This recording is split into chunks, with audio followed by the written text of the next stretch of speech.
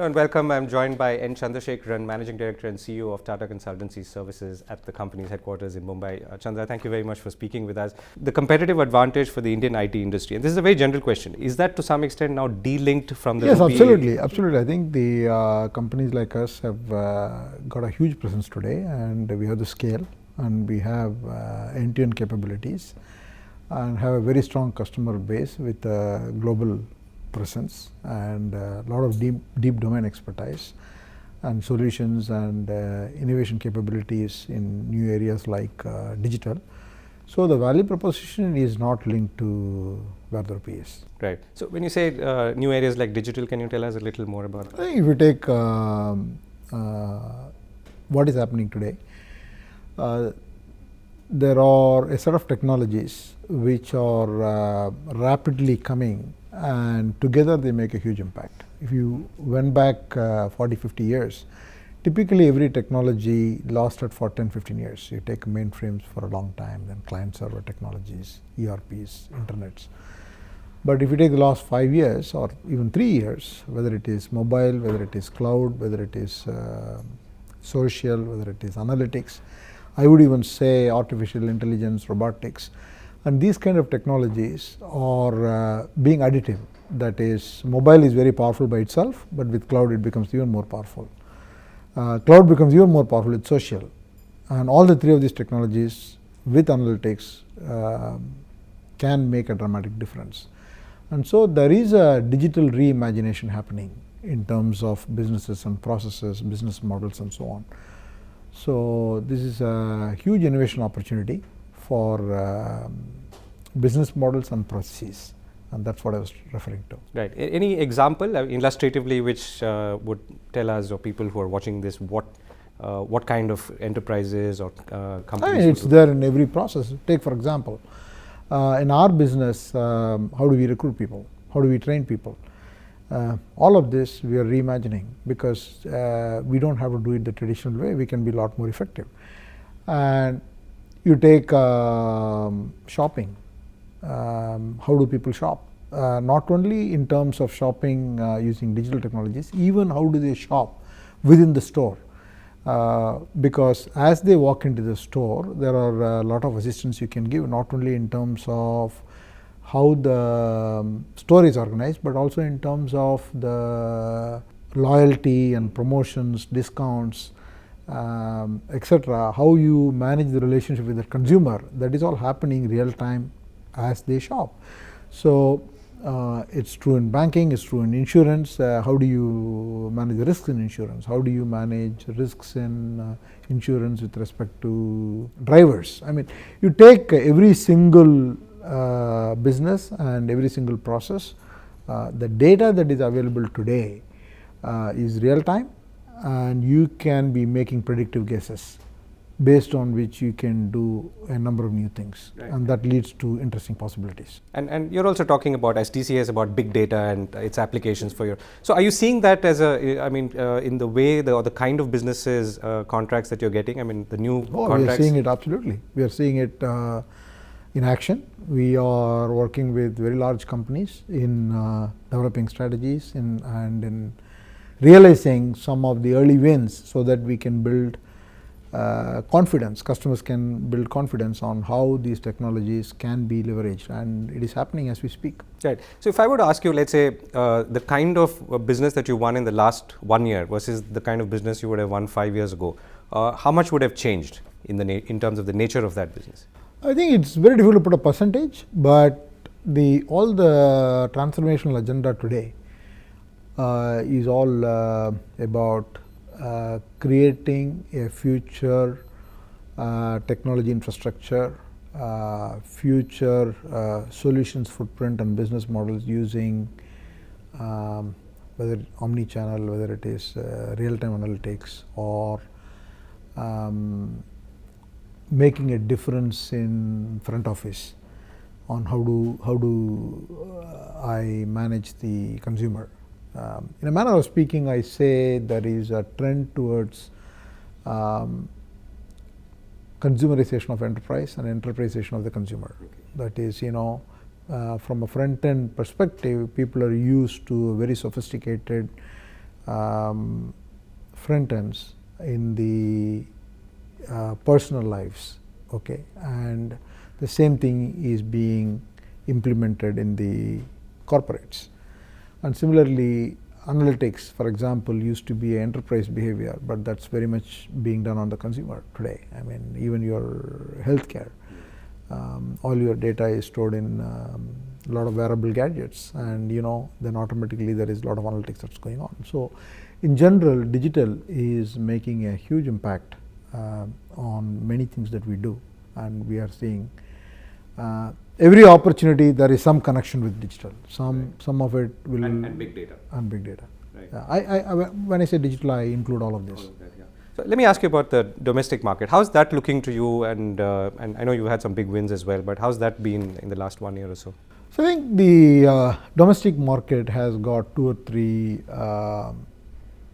aspects. The first one is our own business in the domestic market. While it is quite large from India perspective, but in the overall size it's still small, and we have a significant exposure to projects or the discretionary spend in the domestic market. So we don't have many annuity contracts. Most of the work that we do in the domestic market has a discretionary component. So as a result, we have a lot of volatility, and with the economy not doing so well, definitely the domestic growth for us is lagging behind. And is this government contracts, or you're saying both government and private? Overall. Right. And let me ask you about Europe and UK now, which clearly seems to be a sort of silver lining in the cloud, at least for some people. Europe has come out of recession. UK is looking up. How is that? I think it's fair to say that globally we find good opportunities in all markets in which we operate. US is doing extremely well, and even in Europe we see a large number of opportunities, and so is the case with Latin America and other markets as well. So UK is a pretty large component of your international business. It's a significant market for us. Yeah. So any thought, any sort of insights on how that's been moving in the last year or so? What are the kind of new wins that are coming? What do you expect in the coming year? I think UK is a holistic market for us, and we work across sectors, and we have a large presence both in the corporates and on the government side. And we have done acquisitions in the UK, and we have a strong local presence in the UK, and our growth has been very good in the UK in the recent years. Any thoughts on the India-UK corridor in terms of what can be done either on the regulatory side or any other side, on both sides, to maybe grow the business side? I think India-UK is a very strong opportunity and a natural opportunity because the cultures are well understood, and there is a comfort in terms of Indians here going there, or the Britishers coming here, and there is a very strong connectivity, I would say, and there are many areas in which we can cooperate. Definitely for our sector, UK is a big market, and UK companies and government can leverage the IT sector of India in a big way. But also there are opportunities in terms of university collaborations, skill development, talent development. There are so many different vocational trainings and management training schools and technology training schools in the UK can be brought to India because we understand the system very well. So those kind of partnerships and collaborations are a strong possibility. But if you were to step back, it's a good environment in some ways, and it's not a good environment in some ways. So is this an environment which is poised for growth from your perspective specifically now? Is it stability? Is it consolidation? Where does it stand for you? I think the way you mean India? You mean India, yeah. I think from my point of view, I feel that hope that we have bottomed out, and from here we are going to grow. The first thing I would expect is stability, and for any environment to be good, we want a large number of companies and industries to do well.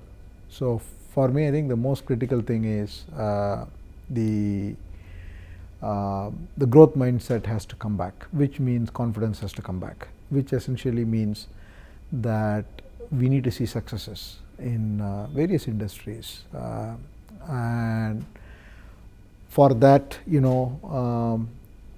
a number of parameters may have to change. Maybe we have to get confidence that the current account deficit is going to be contained. Rupee has to become stable and then probably strengthen from that stability. And then we've got to talk about jobs growth. So I think there are indicators that we need to get right, and we would like to see successes in different industries. You will never have a situation that every company is going to do well, but we want to see enough companies to do well and enough sectors to start doing well, because that's required for the economy, that's required for jobs growth, that's required for the overall confidence, sentiment, and so on. But I'm always a positive guy on India. So last question. I mean, in some ways, sort of wearing your NASSCOM hat or prior NASSCOM position hat.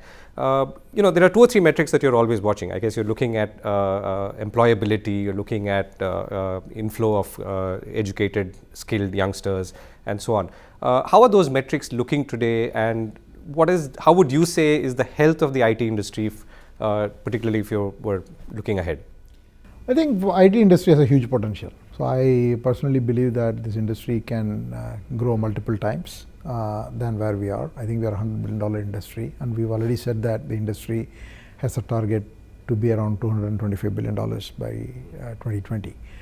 So I think there is a lot of potential, both in the West and also in many other markets.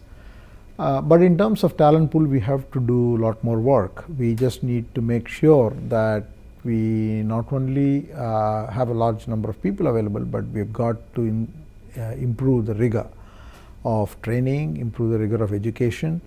We need to get a lot more employable people so that we don't have to spend too much time in further training. But all these are work that needs to be done. But having said that, we invest significantly in training so that we can get the right level of expertise and skills for people to serve our clients. And people costs are something that are under control now? Yeah, I think it's okay. Right. Chandra, thank you very much for speaking with us. Thank you. Thank you.